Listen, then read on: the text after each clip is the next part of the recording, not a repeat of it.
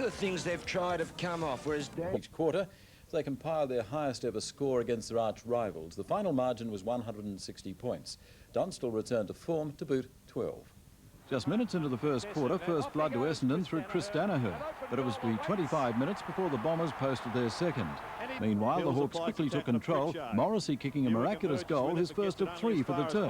What can the freak do this time? Around the corner, he's done it again!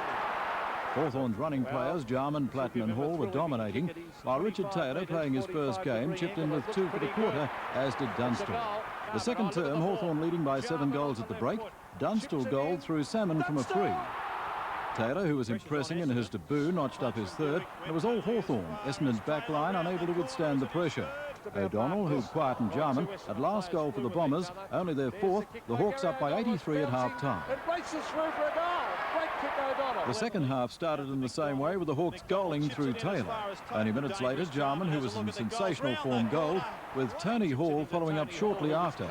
And just before the three-quarter time siren, Dunstall, who'd shrugged off his indifferent form of recent weeks, kicked his 8th, Mark Harvey his 4th opponent. The last quarter and the Hawthorn barrage continued. 8 goals to 4, and with the game well and truly over, Dunstall kicked his 12th, the Hawks home by a massive 160 points. And at Victoria Park, top of the table Collingwood was stunned by the vastly improved Melbourne. After a slow start, the Pies were back in the game by half-time and held a handy lead at the last change. But the Demons finished like a train to win by 9 points. Djakovic kicked 7. While not having any hopes of a finals berth, the Demons continue to show they're an improving side as they took a 3-goal lead early. Kick for goal was by Obst. Inaccurate kicking was costing the Magpies, and it wasn't until the 20th minute that they brought up their first. It's into the square, it'll bounce through for Collingwood goal.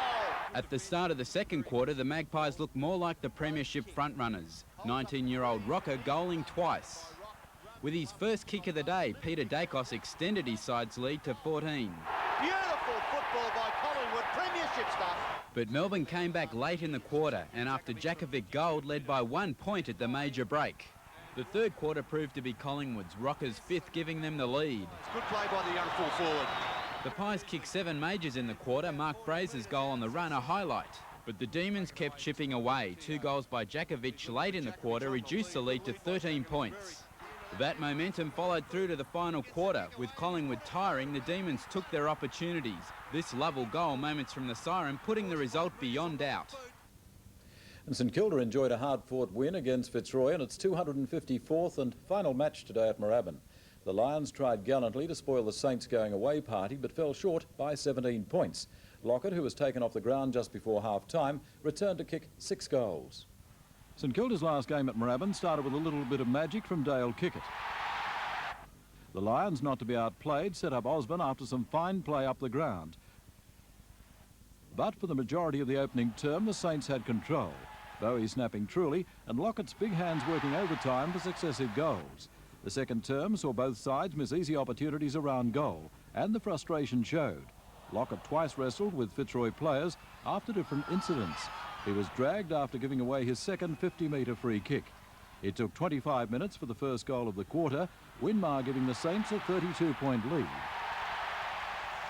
Lockett reappeared after the break for a morale-boosting mark, and when Devonport goaled, it was all St Kilda. Somehow late in the term, the Lions rallied. Johnston's after a 50-minute free kick, and Osborne's 4th off the ground had reduced the margin to 6 points. But St Kilda steadied, Lockett showing some dash for his 5th, and then Devonport's 70-metre goal capped off a memorable day for the Saints.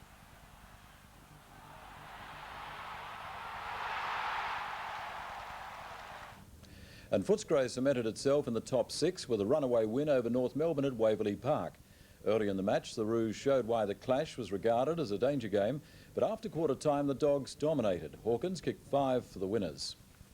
And to the ladder, and Footscray is the new league leader from Geelong, Collingwood, the Eagles, St Kilda and Carlton. The Hawks are still 7th, but their percentage received a big boost today. And in the VFA match of the day, Williamstown had a convincing victory against Port Melbourne.